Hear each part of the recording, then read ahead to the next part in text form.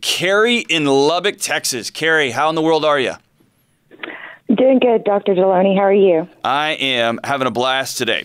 So, number one, how is my old stomping grounds? Is things going okay in Lubbock, Texas? It's windy and cold. Sounds like business as usual. All right. Yes. So how can I help you this morning? Me and my husband have been married for 20 years. Okay. There's no communication about our finances, and I'm just feeling very lost and don't know what to do. All right. So my guess is if there's no communication about finances, there's no communication about much other than college football. Is that probably fair? Stock show animals. Fair. Fair. For those of y'all not from West Texas, we're having playing some insider baseball here. When's the last time y'all had a good values-based conversation about where your marriage was going, about kids, about who you guys wanted to be when you grew up? When's the last time y'all had that conversation? Or have you ever? We haven't ever. He won't sit down and talk to me. The other day I asked him, he wanted to do something, and I said, you know what I want to do? I want to sit down and have a real conversation about our finances and what we need to do. We just recently sold our home, and we moved back up here to where he's from in Lubbock. And we have this big dream of building a house and trying to get everything together.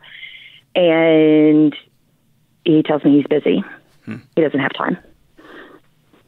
And so what is it about having a conversation that scares him?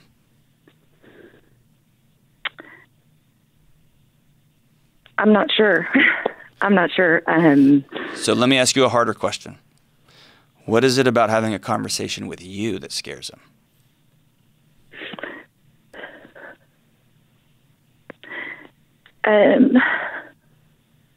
I feel like he maybe thinks he's failed. Okay. Out of the 20 years we've been married, he's only worked 8 of those. Okay. I have my own business, and he has helped me. But when we first got married, he worked all the time when I was going to college, and we had our first daughter.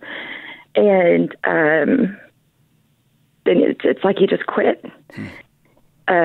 He comes to me, and he wants something. And I'll tell him, no, we can't afford that. And he gets upset and mad at me and tells me I just need to work harder. Okay. And then what does he do on the days that you're at work? Does he just sit at home? Yes. Does he always have a scheme, a plan? I'm just waiting on this phone call to come in, or this is going to happen soon? Is it that kind of situation? No. He's recently started working. Okay. And so he has been going to work for the last week. Okay. And he's hoping it becomes something good. I've always been the breadwinner in the family. But like my mother-in-law, who lives right next to us, told my daughter when she came down from college this weekend that I made enough money and that my husband just needed to stay at home and watch the boys. Okay. Is that an arrangement y'all have? That happens all over the country, but usually it's something that people plan together. It doesn't just inorganically happen. Or do you not want to work anymore? Well, I mean, I'm tired. Yeah. I do a lot. I've had my own business for 15 years. We have 4 children. I do everything with their education because he was not very good in school. But common sense wise, I mean, he's a good old farm boy, and he's really good at outside things. But everything else I do, and so it's just starting to wear on me after 15 years of doing that, completely, basically on my own. And I just wish that he would sit down and talk to me about things instead of telling me he's busy or he basically just doesn't want to. Carrie, can I challenge you on something? I think you've been tired for a long, long time. I think you've been exhausted for a long, long time. And so what I want to know from you is, why now? Because you would have been exhausted. I've got 2 kids, and I've got a wife who is an absolute gangster rock star, and I'm tired. Yeah. You know what I mean? 4 Right. plus a full-time gig plus a husband who's part child too. You've been tired for a long, long time. What has kept you from having that conversation for 5 years, 10 years?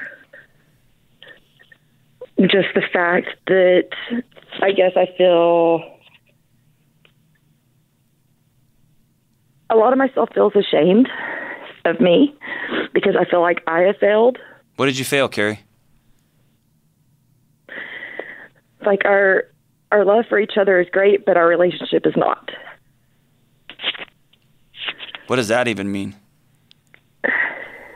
That every morning he tells me he loves me, and I say I love you too, and at night we say I love you, but we have no communication and can't talk to each other about things. Well, yeah, but I could wake up. Me. I could wake up with my wife every morning and say, "Honey, I'm a dragon," and she could say, "I'm a carton of milk," and that wouldn't make either of those things real, right? And so, Right. just going through the motions and repeating the words doesn't mean much of anything. I don't know. I feel like I get mad and angry. Yeah, you should get mad and angry. You should be frustrated. Okay, I do. You should be. And here's what anger is. All anger is it is a signal pointing you towards something that you care about. Anger is a good thing. Anger lets you know, I really care about this guy, and I need him to go work. I need him to go be a provider for this family, or I need him to be a full-time stay-at-home dad and take some of this relational burden off me, some of the cooking and cleaning and the CEO of the house role from me. I desperately need some help. And some of that's about him needing to grow up. And some of that, quite honestly, is, I'm going to guess, is part of the greater plague on men across the country, which is they don't know what to do anymore. Especially guys who work outside, who have been told working outside is for idiots, for second-rate losers. That work is getting harder and harder to come by as the farms get bought up and as water gets more and more scarce. The whole industry is turning over, and there's a whole swath of guys who don't know what to do next. And then there's equally a swath of women caught right in the middle of that mess. And so my dream and hope for you, Carrie, is that he would be able to come in and sit with you and say, listen, since I was about 6, I've been posturing, I've been playing, and I'm exhausted, and I want to love my wife the right way, and I don't know how. Can we go learn how to do this together? I love how Esther Perel says most adults have 3 or 4 great loves in their life, and if people work really hard and if they're lucky, it's with the same person. And I believe he can come around, but I also believe he's not going to be the one who has that conversation first. Right. And what I want you to do is to go spend some time gathering your thoughts probably with a counselor by this point. 15 years of this is relatively traumatic. It's not relatively. 15 years of this is traumatic. It's exhausting, and it's heartbreaking. But I believe you that you still love this dude, and I believe you that when you tell me he's still worth it. But this is a conversation that you got to have now, because here's why. You got 4 kids you're modeling this for. And they see it. That's right. And more than they see it, Carrie, they feel it. Yep. They actually come to me and they're like, Mom, it's okay. Yeah, and here's the deal. Kids have no business trying to make sure their parents are okay. That's not their job, right? Right. It's not their job. At the end of the day, all you can control is you. And whether that's by modeling what this is going to look like, which is, honey, I'm going to start seeing a counselor now. I would love for you to come with me. There are some awesome counselors and marriage therapists in Lubbock, Texas. I know them personally. That's where I was trained. There are some extraordinary people there in that community that can walk alongside you and that can walk alongside your husband. But it's also about you not waiting till you're exhausted and frustrated and fed up before you go have that conversation. Because the worst thing you can do to a guy that's feeling beaten down, the guy that's feeling like he's failed for 10 years, is to run at him when you're angry, but to have a safe place where y'all can have a good conversation. And here's the other deal, Carrie. The reality is some guys never get it. Some wives never get it either. And I think the hard part for you right now is you recognize that may be you. It may never come together for you. But all of the wishing and the I don't knows and the imaginary conversations you have in your head with him that never happen in real life, the things that you think that he's not doing these things because of, all of those things are poisoning you and weighing you down. And they're starting to leak out on your kids.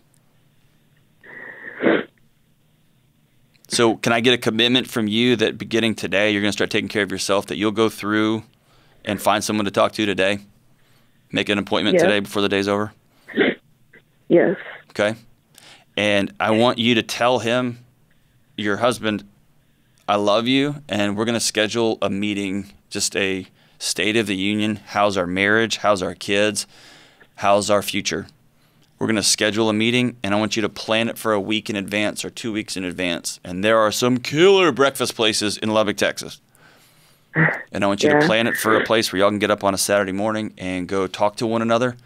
And I want you to have a list of things written out. And I want you to make sure he knows he's loved. I want you to make sure that he knows that he's valued. But I also want him to know that you're exhausted. And that you are interested in completely rebuilding your relationship from the floor up, but it's going to take his full participation in that. And guys, if you're listening to this, it is never too late to go talk to your wife.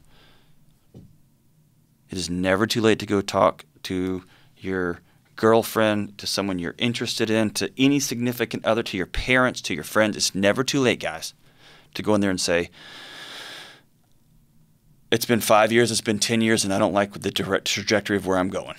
I don't like it. I want to start over. Can we rebuild this thing up from the floor up? And I'm going to need some lessons. I'm going to need to learn how to do this. I don't even know what I feel anymore. I'm going to need to go back to community college. I'm going to need to go fill in the blanks. Guys, it's never too late to have that conversation.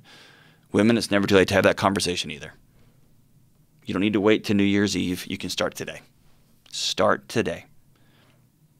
But set up some time to go have that conversation and start taking care of you. Carrie, after that conversation, I want you to call me back. I want you to let me know how it goes.